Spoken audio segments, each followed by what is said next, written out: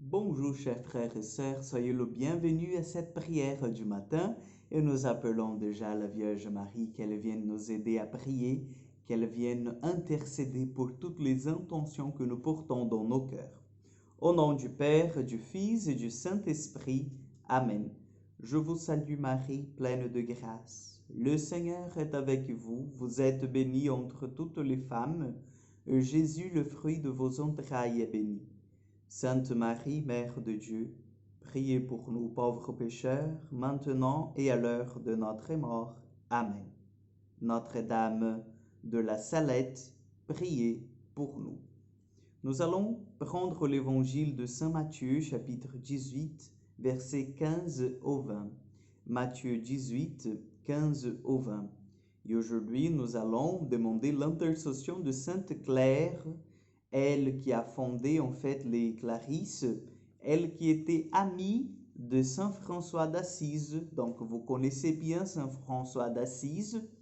Et cette sainte italienne a suivi en fait les mêmes pas de Saint François. Donc elle se sentait attirée par la pauvreté, donc pas par la pauvreté autant que telle, mais par ce dépouillement des choses du siècle, c'est-à-dire de sa position sociale, de l'argent et tout ça, pour vraiment s'attacher à ce qui ne passe pas, c'est-à-dire la vie éternelle. Donc, Sainte Claire vient aujourd'hui nous aider à entrer davantage dans cet évangile.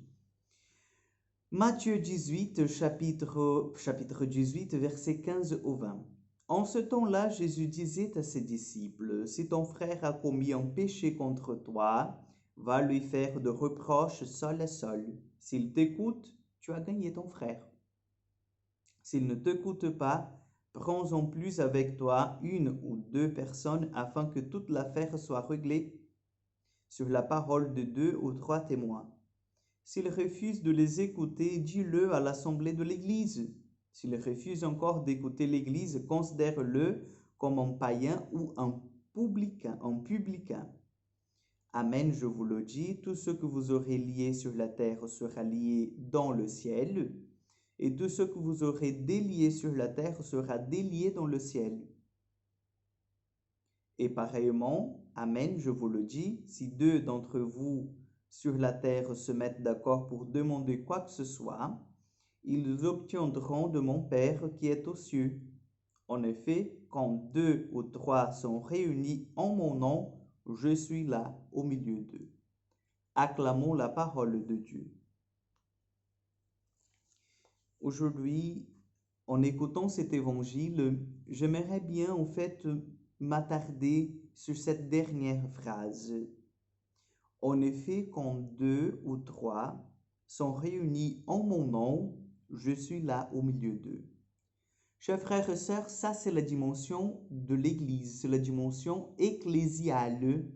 Vous voyez, l'Église, ça veut dire en fait le rassemblement des croyants. Et en quoi cela est important? Ça me rend triste d'écouter les chrétiens qui disent non, non, non, je viens plus à l'église, mais de toute façon je suis croyant, je suis catholique, je vis ma foi chez moi. Alors, peut-on vivre notre foi chez nous sans avoir cet aspect de l'ecclésialité, c'est-à-dire de la rencontre fraternelle? Le Seigneur ne nous demande-t-il, chers frères et sœurs, de aimer à Dieu sur toutes les choses et notre prochain comme à nous-mêmes?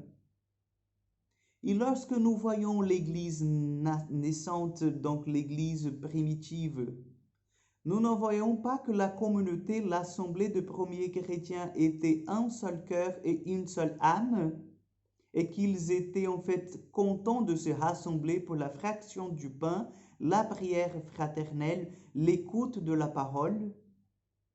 Pourquoi est-ce que nous insistons à dire « je vis bien ma foi chez moi » ? Ne serait-ce pas de l'égoïsme? Ne serait-ce pas en fait de la paresse? Ne serait-ce pas non, mais personne ne me dérange comme ça, je suis tranquille, je vois la messe à la télé, je suis très bien comme ça. Là, j'ouvre en parenthèse parce que Il y a ceux qui ne peuvent pas se déplacer, c'est-à-dire les personnes très âgées, les personnes malades.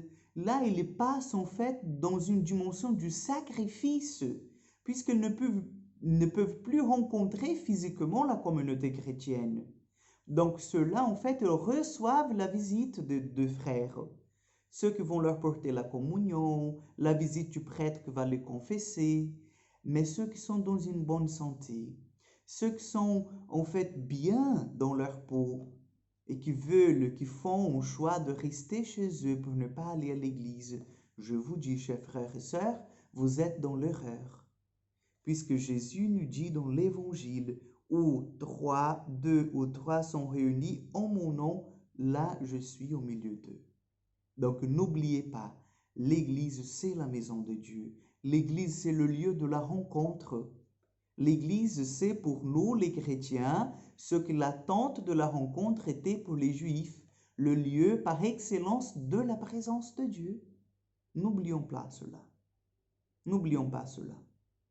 Et laissez de côté, parce que j'ai déjà entendu aussi, mais à quoi bon venir à l'église? Je me sens jugé, je vois que les gens discutent pendant la messe, je vois que les gens ne se portent pas, ils ne sont pas en fait en conformité avec le temple, c'est-à-dire le silence et tout ça.